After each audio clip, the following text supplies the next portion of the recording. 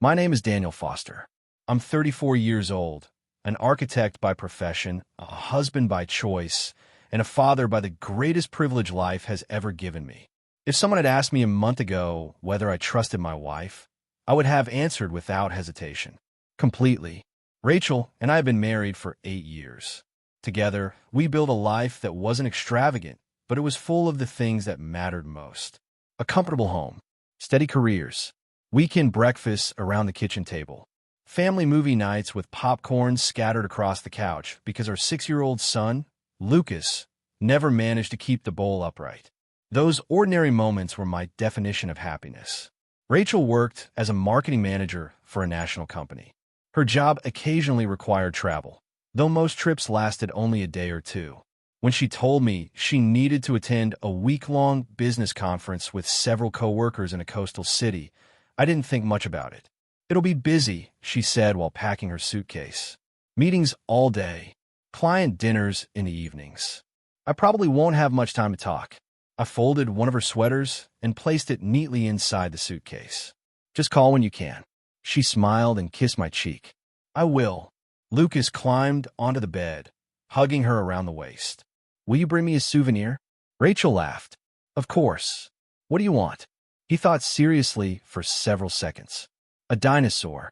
I chuckled. "They don't usually sell dinosaurs at business conferences." "They should." Rachel kissed his forehead. "I'll see what I can do." The next morning, I drove her to the airport. Before getting out of the car, she squeezed my hand. "Thank you for taking care of everything while I'm gone." I smiled. "We're a team. I've got this." Watching her disappear into the terminal, I felt nothing except pride. I was proud of her career, proud of the family we had built together. Never once did I imagine that the week ahead would change everything. The first day passed smoothly. I took Lucas to school before heading to my architectural firm.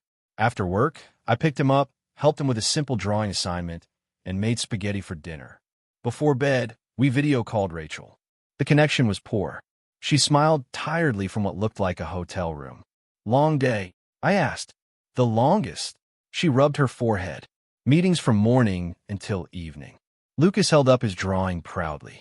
"Look, Mommy, I made a dinosaur." Rachel smiled. "That's amazing. I have to go. My coworkers are waiting." The call ended less than 3 minutes later. I didn't think anything of it. The second day was different. I called during lunch. No answer. She texted 20 minutes later. "In a meeting. I'll call tonight." She never did. The third day followed the same pattern. Every message came hours later. Every excuse sounded almost identical. Busy with clients. Conference dinner. Networking event. Late Thursday evening, I finally reached her by phone. The call lasted barely a minute. "I can't talk right now," she whispered. "Everyone's still here. Love you." Before I could respond, the line disconnected. I stared at my phone for several seconds. It felt strange. Not suspicious. Just strange. Rachel had always made time for us, even during busy seasons at work. Now it felt as though speaking to her own family had become an inconvenience. I pushed the thought aside. Trust meant believing someone even when circumstances weren't perfect. At least, that's what I told myself. I had no idea that the truth was already waiting to find us. Friday evening arrived with an unexpected calm. Lucas and I ordered pizza, spread a blanket across the living room floor, and decided to build a small cardboard castle before watching one of his favorite animated movies. For a little while, the house felt warm again. His laughter echoed through every room, reminding me that no matter how stressful work became, being his father would always be the best part of my life. Halfway through the movie, my phone buzzed. It wasn't Rachel. It was a notification from social media. Normally, I ignored those alerts. That night, Lucas reached for my phone before I could. "Daddy, your phone." He handed it to me, but before I took it, his curious eyes drifted toward the screen. A public photo had appeared at the top of the notification. It wasn't posted by Rachel. It had been uploaded by someone else's account and tagged with her name. "Daddy," Lucas tilted his head. "Isn't that Mommy?" I looked down. My heart stopped. There she was. Rachel stood on a beautiful white sand beach, wearing casual vacation clothes instead of business attire. She wasn't carrying a laptop. She wasn't attending a conference. She was laughing.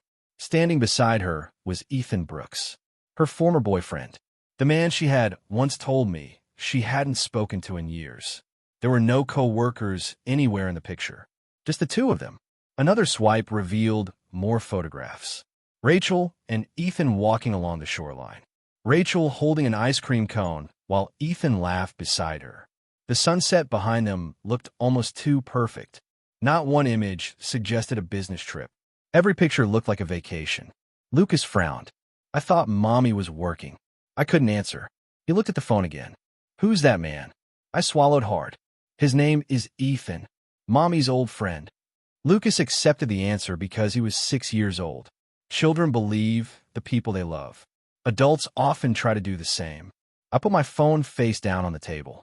For several minutes, I couldn't focus on the movie. Every excuse Rachel had given me replayed inside my head. Meetings all day, conference dinner, networking event. Those messages suddenly fell hollow. I wanted to call her immediately. I wanted to demand an explanation. Instead, I took a deep breath. If I confronted her while angry, I would only receive another excuse. So I waited. Saturday afternoon, Rachel finally texted. Flight lands around 6. See you soon. Nothing else. No mention of the photos. No explanation. At exactly 6:15 that evening, I heard a car pull into our driveway. Lucas ran toward the front window. Mommy's home. He smiled excitedly.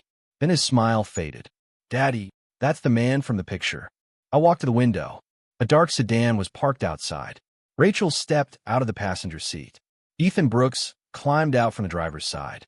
They exchanged a few quiet words before Rachel picked up her suitcase. Ethan smiled. She smiled back. Then he drove away. I opened the front door before Rachel reached it. She looked surprised to see me waiting. Hi. She leaned forward as if nothing had happened, trying to kiss my cheek. I stepped back slightly. She noticed. What? I kept my voice calm. I thought your coworkers were bringing you home. She blinked. Oh, that. It was just a coincidence. A coincidence. My coworker couldn't drive me. Ethan happened to be nearby. He offered me a ride from the airport. Her explanation came so quickly that it sounded rehearsed. I looked at her quietly. What about the beach? For the first time, real panic flashed across her face. What beach? The photos. She hesitated. Oh, those. Our meetings ended early one afternoon. A few people decided to walk along the beach. I guess everyone else left before the pictures were taken. Every answer created another question. But I didn't argue. I didn't raise my voice. I simply listened. Behind us, Lucas walked into the hallway holding the toy dinosaur Rachel had promised to bring him. He looked at his mother with innocent confusion. Mommy. Rachel smiled at him. Hi, sweetheart. Lucas hugged the dinosaur tightly before asking the question that shattered my heart more completely than any lie Rachel had told. If it was a work trip, why did you go on vacation with another man? The house fell completely silent. Rachel looked at me. I looked at her. Neither of us had an answer that could protect the child standing between us. In that moment, I realized something painful. It wasn't Rachel's lies that broke me. It was hearing our son notice the truth before she was willing to admit herself. The morning after Rachel returned, our house felt unfamiliar. Nothing had changed physically. The furniture stood where it always had. Lucas's toys were still scattered across the living room. The coffee maker hummed in the kitchen exactly as it did every morning. But the trust that had held our family together was gone. Rachel acted as though the conversation from a night before had never happened. She poured herself a cup of coffee and glanced at her phone. Lucas needs to be at school by 8:30, right? I looked at her across the kitchen. That's what you're worried about. She frowned. What does that mean? It means our son asked why you spent your trip with another man. You still haven't answered him. Rachel sighed heavily. Daniel, we've already talked about this. No, we haven't. You've given explanations. You haven't told the truth. She placed her coffee cup on the counter with more force than necessary.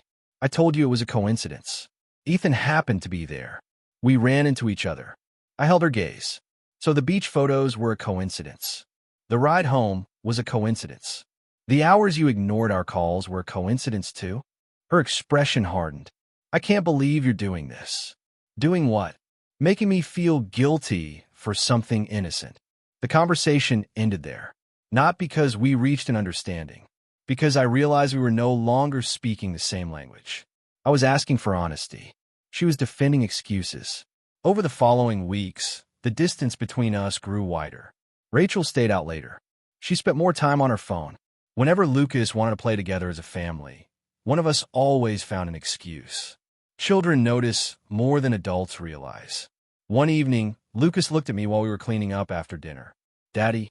"Yes." "Are you and Mommy mad at each other?" I set down the plate I was drying. "We're having some grown-up problems." He looked down. "Did I do something wrong?" My heart broke. I knelt beside him immediately. "No, never. This has nothing to do with you." He wrapped his small arms around my neck. "Promise?" "I promise." That night, after Lucas had gone to sleep, I sat alone in my office. The divorce papers were open on my laptop.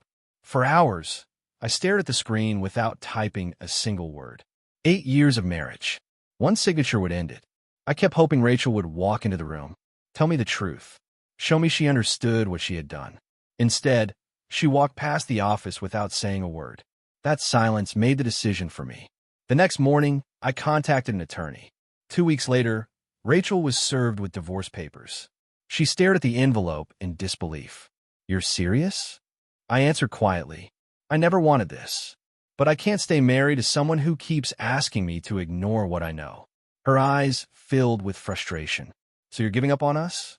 I shook my head. "No. I gave us every opportunity to be honest. You chose something else." The divorce process was painful, but the hardest part wasn't dividing property. It was protecting Lucas from the emotional storm around him. Thankfully, I wasn't facing it alone. My older sister, Emma Foster, stepped into our lives without hesitation. She arrived every Saturday morning carrying groceries, board games, and enough energy to make Lucas laugh even on difficult days. One afternoon, while Lucas played in the backyard, Emma handed me a cup of coffee. "You're exhausted." I smiled weakly. "I feel like I'm failing him." She looked directly at me. "No, you're showing him what self-respect looks like." I wanted to believe her. More than anything, I wanted my son to grow up knowing that love should never require someone to accept dishonesty. At that moment, I had no idea that someone else was about to enter our lives in the most unexpected way. The divorce moved forward slowly. Lawyers exchanged documents. Mediation sessions came and went. Rachel continued insisting that I was overreacting, but she no longer argued as confidently as before. Perhaps she realized that trust, once broken, could not be rebuilt with explanations alone. Through it all, my priority remained the same. Lucas. Every morning, I walked him to school before heading to work. Every afternoon, I picked him up whenever my schedule allowed. The routine gave both of us something steady to hold on to. That was where I first met Olivia Carter, Lucas's first-grade teacher. She greeted every student with the same warm smile each morning. She knew every child's favorite book, every small achievement, and somehow noticed whenever someone was. If someone is upset, Lucas is usually the first one to check on them. Pride mixed with sadness inside me. Even while carrying his own confusion, my son still cared about others. As the months passed, our conversations became more natural. Sometimes we talked about Lucas's progress, sometimes about books, sometimes about architecture after Olivia learned what I did for a living. She never crossed any boundaries. She never asked about my divorce unless I mentioned it first. What I appreciated most was her kindness. It wasn't dramatic. It was quiet, consistent, the kind that expected nothing in return. Lucas noticed it too. Whenever he had a difficult day, Olivia somehow knew exactly what to say. She encouraged him without pretending everything was perfect. She listened instead of lecturing. Little by little, the sadness he carried became easier to bear. Spring arrived with the school's annual Family Day celebration. Parents, grandparents, and teachers filled the playground with games, music, and children's laughter. Emma came with us, helping Lucas move from one activity to another. Rachel also attended. It was one of her scheduled weekends with Lucas, and we agreed to keep the day peaceful for his sake. For most of the afternoon, everything remained calm. Then Lucas tripped while running toward the art table. He scraped his knee against the pavement. The injury wasn't serious, but the surprise made him cry. Before I could reach him, Olivia was already kneeling beside him. "It's okay," she said gently. "Let's take a look." She carefully brushed the dirt from his knee and placed a small bandage over the scrape. Her voice remained calm the entire time. "You were very brave." Lucas sniffled. Olivia smiled. "There. Good as new." Lucas looked up at her through watery eyes. Then, without thinking, he threw his arms around her. "Thanks, Mom." The playground seemed to freeze. Lucas pulled back almost immediately. His eyes grew wide. Olivia's expression softened with surprise. She gently rested a hand on his shoulder. "I'm your teacher, sweetheart. You can call me Miss Carter." Lucas's face turned bright red. "I'm sorry. I didn't mean." "It's okay." She smiled warmly. "You don't have to apologize." I glanced across the playground. Rachel had witnessed everything. She stood completely still, staring at Lucas and Olivia. There was no anger on her face, only shock. For the first time since our marriage began falling apart, I saw the weight of her choices reflected in her expression. No one had tried to replace her. Olivia never encouraged Lucas to call her anything other than his teacher. But children often reveal emotions they cannot explain. In one unguarded moment, my son had reached for the comfort that had quietly become part of his life. Rachel lowered her eyes. I couldn't know exactly what she was thinking, but I suspected she had finally realized something painful. The place a parent leaves empty is not always taken by someone trying to replace them. Sometimes it is simply filled by the person who consistently shows up with patience, kindness, and love when a child needs it most the day after the school event. Rachel called me 3 times before noon. I let the first call go to voicemail because I was meeting with a client. The second came while I was reviewing blueprints. By the third call, I stepped into the hallway and answered. "Daniel?" Her voice sounded different, quieter. "I need to talk to you." "What about?" "Lucas." I leaned against the wall. "Is something wrong?" "No." She hesitated. I saw what happened yesterday." I knew exactly what she meant. Neither of us said Olivia's name. Neither of us needed to. Rachel took a slow breath. "I never imagined he would call someone else Mom." "It was an accident," I replied calmly. "I know, but it still happened." For a long moment, all I heard was silence. Then she whispered, "I made a terrible mistake." Those words should have satisfied me. Months earlier, I had wanted nothing more than for Rachel to admit the truth. Instead, hearing her say it only made me sad, because some realizations arrive after the damage is already done. Over the following weeks, Rachel tried harder than I had seen her try in years. She arrived unexpectedly with gifts for Lucas. Remote control cars, new books, the latest game console he had mentioned once in passing. Every visit ended the same way. Lucas thanked her politely. He hugged her. Then he quietly returned to the routine we had built together. One Saturday afternoon, Rachel arrived carrying an enormous dinosaur playset. Lucas's eyes widened. "Wow!" She smiled hopefully. "I remembered how much you love dinosaurs." He hugged her. "Thank you, Mommy." For a moment, I thought things might finally be changing. Then Lucas carried the box into the living room and looked toward the kitchen. "Dad, can Aunt Emma help me build it when she comes over?" Rachel's smile faded almost invisibly. "Don't you want me to help?" Lucas looked uncomfortable. "You can if you want. But Aunt Emma always knows where the pieces go." It wasn't meant to hurt her. It was simply the truth from a 6-year-old boy. Emma had been there every weekend. She had built castles, puzzles, and racetracks with him for months. Trust had quietly formed through consistency, not through grand gestures. Later that evening, Rachel stood beside me on the back porch while Lucas played inside. "I don't know how to fix this." Her voice trembled. "I keep trying." I looked through the window at our son laughing as he arranged dinosaur figures across the carpet. "You're trying now." She lowered her head. "I should have tried sooner." I didn't argue. There was nothing left to argue about. A few days later, the divorce hearing finally arrived. Judge Michael Harris reviewed the agreement carefully. He asked questions about Lucas's routine, his school, his well-being. Rachel and I answered honestly. When the hearing ended, the judge approved our custody arrangement, granting me primary custody while ensuring Rachel remained an important part of Lucas's life. As we walked out of the courthouse, I realized one chapter of my life had officially ended. Rachel stood quietly beside her car. For the first time since a week after the divorce became final, Rachel called Ethan. He didn't answer. She sent a message. Hours passed without a reply. The next morning, she tried again. This time, the call went straight to voicemail. Days later, she finally reached him. I didn't hear the conversation myself. Rachel told me about it weeks afterward, during one of our scheduled exchanges for Lucas. He said he was busy, she admitted quietly. Then he told me he was seeing someone else. She laughed bitterly. I don't think he ever wanted a future with me. I looked at her for a moment. There was no satisfaction in hearing those words. Only sadness. Sometimes the consequences people face are painful enough without anyone adding to them. Rachel stared across the school parking lot where Lucas was talking excitedly with his classmates.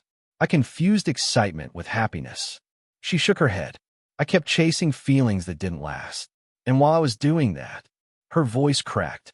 I stopped appreciating the family I already had. I didn't interrupt. She needed to say it. Not for me. For herself. As the weeks turned into months, life settled into a new rhythm. Lucas adjusted surprisingly well. Children are resilient when surrounded by stability. Every morning, we ate breakfast together before school. Every Friday evening, Emma came over with pizza and board games. And whenever school events happened, Olivia greeted Lucas with the same patient kindness she showed every student. Nothing about her behavior changed after the accidental mom moment. She remained professional, respectful. She never encouraged emotional dependence. She simply continued being the caring teacher she had always been. Watching her interact with Lucas reminded me of an important truth. Love isn't measured by dramatic promises. It's measured by ordinary days, by showing up, by listening, by keeping your word when no one is watching. One afternoon, Rachel asked if we could talk after dropping Lucas home. We sat on the front porch while Lucas and Emma worked on a puzzle inside. Rachel looked exhausted. I've been thinking a lot. I waited quietly. I kept asking myself when everything started falling apart. She looked at her hands. But I think that's the wrong question. What is the right one? She met my eyes. When did I stop protecting the people who loved me the most? The question hung between us. I don't expect you to forgive me. She paused. Actually, maybe I do. She gave a sad smile. I guess I still hope for things I don't deserve. I answered as gently as I could. I don't hate you, Rachel. I never wanted our marriage to end. She wiped away a tear. Then, could we try again? The words were barely above a whisper. I thought about the life we had shared, the vacations, the late-night conversations, the day Lucas was born, the dreams we once built together. Those memories would always matter, but they couldn't erase everything that came afterward. I forgive you, I said quietly. Her face lifted with hope. Then I continued. But forgiveness isn't the same as rebuilding trust. The hope in her eyes slowly faded. I understand. I don't think you do. I spoke gently, not cruelly. If trust could return simply because someone regretted losing it, no relationship would ever truly end. She closed her eyes. A tear rolled down her cheek. I know. For a long moment, neither of us spoke. Finally, Rachel stood. Before leaving, she looked through the front window. Lucas was laughing with Emma as they searched for the final puzzle piece. A peaceful, ordinary moment. The kind she had once taken for granted. She smiled through her tears. Take good care of him. I will. I know you will. She walked to her car without looking back. I watched her drive away, not with anger, but with acceptance. Some doors closed because people stopped knocking. Others closed because they were left open for too long. And once they finally shut, no amount of regret can make them become what they once were. 2 years can change a life more completely than most people imagine. When I looked around our home now, I no longer saw the emptiness that had once followed the end of my marriage. I saw peace, not the kind that comes from pretending painful things never happened. The kind that grows slowly after people choose honesty over excuses, consistency over promises, and kindness over pride. Olivia and I had been married for almost a year. Our relationship had never begun with dramatic declarations or impossible promises. It grew quietly, one conversation after another, one shared cup of coffee after another. one ordinary day after another. Looking back, I realized that was exactly why it lasted. Trust wasn't something we talked about. It was something we practiced every single day. Saturday mornings had become Lucas's favorite time of the week. He would race downstairs before either of us had finished making breakfast. "Dad, Mom, can we make pancakes?" Olivia laughed as she tied on an apron. "Only if you're helping."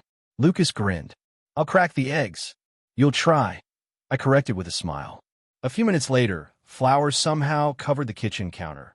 Lucas had managed to get pancake batter on his nose, and Olivia was laughing so hard she had to stop stirring for a moment. Watching them together filled me with quiet gratitude. Nothing about their relationship had been forced. Olivia had never expected Lucas to love her. She had simply shown up, again and again. When he struggled with homework, she sat beside him patiently. When he lost his first soccer game, she reminded him that effort mattered more than the scoreboard. When he woke from a nightmare, she never told him to be brave. She simply stayed until he fell asleep again. Love had grown naturally through those moments, not because anyone demanded it, but because children recognize who consistently makes them feel safe. Emma visited almost every Sunday afternoon. She still claimed Lucas needed someone to challenge him at board games. The truth was she enjoyed losing dramatically just to hear him laugh. One afternoon, while Lucas and Emma built another elaborate dinosaur city in the living room, Olivia joined me on the back porch with 2 cups of coffee. She leaned against the railing. "He's getting so tall." I smiled. "I keep wondering where the little boy went." "He's still there." She laughed softly. "He just asks bigger questions now." Shoulder. I think that a very wise way to see it. Lucas smiled proudly before returning to his homework. After he left the room, I looked at Olivia. "You know what? I think he understands life better than most adults." She smiled. Maybe that's because someone taught him what love looks like. I wasn't sure whether she meant me, or herself, or all of us together. Maybe it didn't matter, because for the first time in many years, our family wasn't held together by obligation. It was held together by choice. A few weeks later, Lucas's elementary school held its annual spring performance. Parents filled the auditorium long before the curtains opened. Children hurried backstage in colorful costumes, while teachers moved through the halls making sure every student was ready. Olivia had taken the day off from teaching since she had transferred to another school after our marriage. She wanted to experience the evening simply as part of our family. She sat beside me in the front row, excitement written across her face. "I think I'm more nervous than Lucas." I laughed. "He gets that from you." She nudged my arm playfully. I'll pretend that was a compliment. A few minutes later, Rachel quietly entered the auditorium. She took a seat several rows behind us. She looked different than she had 2 years earlier. Not because of her appearance, because of the calm acceptance she now carried. She no longer tried to compete with anyone. She came to every scheduled visit with Lucas. She never missed birthdays or school meetings. She had worked hard to rebuild her relationship with him, even knowing she could never recover the years that had slipped away. When the curtains opened, Lucas stepped onto the stage with his classmates. The moment he spotted us in the audience, his nervous expression disappeared. He smiled. Olivia immediately stood to wave. "You've got this," she called softly. I clapped as Lucas straightened his shoulders and began speaking his lines with confidence. Rachel watched quietly from her seat. Throughout the performance, Olivia cheered for every child, not just Lucas. She applauded every song, every dance, every shy student who managed to finish a sentence without forgetting the words. Rachel noticed everything. After the performance ended, families gathered outside the auditorium. Lucas ran toward us, holding the certificate he had received. "Dad, Olivia." I remembered every line. "You certainly did," I said proudly. Olivia hugged him. "We're so proud of you." Rachel walked over a few moments later. Lucas smiled and hugged her too. "Did you like it, Mom?" "I loved it." She kissed the top of his head. "You were wonderful." Lucas hurried off to show Emma his certificate, leaving the 3 of us standing together. For a brief moment, no one spoke. Finally, Rachel looked at Olivia. "There's something I've wanted to say for a long time." Olivia smiled gently. "You don't have to." "I do." Rachel took a slow breath. "Thank you." Olivia looked surprised. Rachel continued. When my marriage fell apart, I spent a long time blaming everyone except myself. I thought biology alone made me irreplaceable. She glanced toward Lucas, who was laughing with Emma across the courtyard. But I learned something. She looked back at Olivia. Being a mother isn't only about giving birth. It's about showing up. It's about sacrificing. It's about being there on ordinary days when nobody is watching. Her voice trembled slightly. You gave Lucas the stability and kindness I failed to give him during the years he needed it most. Olivia's eyes filled with emotion. She answered softly, I never wanted to replace you. I know. Rachel nodded. And that's exactly why I can thank you. You loved him without asking him to choose. For the first time since our marriage had ended, there was no resentment between us. Only honesty. Rachel smiled through moist eyes. I can't change what I did, but I'm grateful he never had to grow up without someone making him feel safe. Olivia reached out and gently squeezed Rachel's hand. He has always needed his mother. Rachel gave a small, grateful smile. And thanks to you, he learned what a mother's love should look like. As we walked home together later that evening, Lucas skipped happily between Olivia and me, talking nonstop about the performance and the ice cream he hoped we would buy on the way home. I watched him laugh without fear or uncertainty. Years earlier, I believed losing my marriage meant losing my future. Now I understood the truth. Sometimes the life that falls apart is only making room for the family that was always waiting to be built, with honesty, patience, and a quiet choice to love each other every single day. 1 year later, I stood in a small country chapel, adjusting the sleeves of my suit while trying to calm my racing heart. It wasn't the nervousness of uncertainty. I had already experienced that kind of fear years ago. This was different. This was the excitement that comes from knowing exactly where you belong. Outside, sunlight filtered through the stained glass windows, painting soft colors across the wooden floor. The ceremony was intentionally simple. No extravagant decorations. No endless guest list. Only the people who had walked beside us through the hardest years of our lives. Emma sat in the front row, already dabbing at her eyes with a tissue before the ceremony had even begun. I told you I wouldn't cry, she whispered to the guest beside her. No one believed her. Lucas, now 9 years old, wore a small navy blue suit that he insisted made him look like Dad. He had spent the entire morning practicing his responsibilities with absolute seriousness. I'm in charge of the rings, he reminded everyone at least 10 times. And I'm not going to drop them. I smiled as I straightened his tie. I never doubted you. He grinned proudly. Olivia waited in a nearby room with her father and a few close friends. When the music finally began, everyone stood. I looked toward the entrance. For a brief moment, the room disappeared. All I could see was Olivia. She walked toward me with the same calm smile that had carried our family through countless ordinary days. She wasn't smiling because this was a perfect fairy tale. She was smiling because every step had been earned. Every difficult conversation, every school pickup, every bedtime story, every quiet moment when she chose to love without expecting anything in return. When she reached me, I gently took her hands. You look beautiful, I whispered. She laughed softly. So do you, the officiant welcomed. Lucas stood on the small stage, gripping the decorative rings with both hands. For a moment, he looked out at the room filled with smiling faces. His grandparents, Emma, friends who had supported us through every difficult chapter. Then he looked at Olivia. He smiled so brightly that it made my chest tighten. I want to say something. The room became completely silent. Lucas took a deep breath. When I was little, I thought families were just the people who lived in the same house. A few guests smiled, but then I learned something. He looked at Olivia again. I already had a mom. He paused. A tear rolled down Olivia's cheek before he finished. Today, everyone else finally gets to meet her.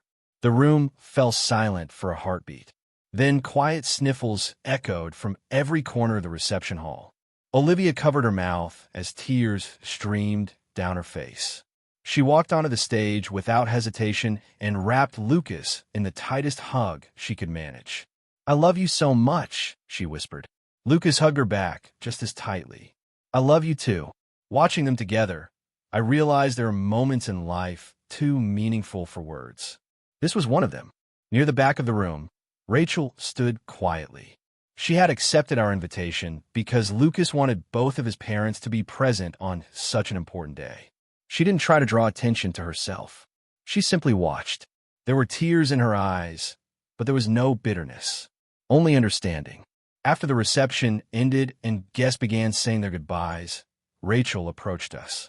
She looked first at Olivia, then at me, finally at Lucas. I owe both of you an apology. Olivia shook her head gently. You don't have to. I do. Rachel smiled sadly. I spent too many years believing titles were enough. I thought being someone's mother automatically meant I was giving him everything he needed.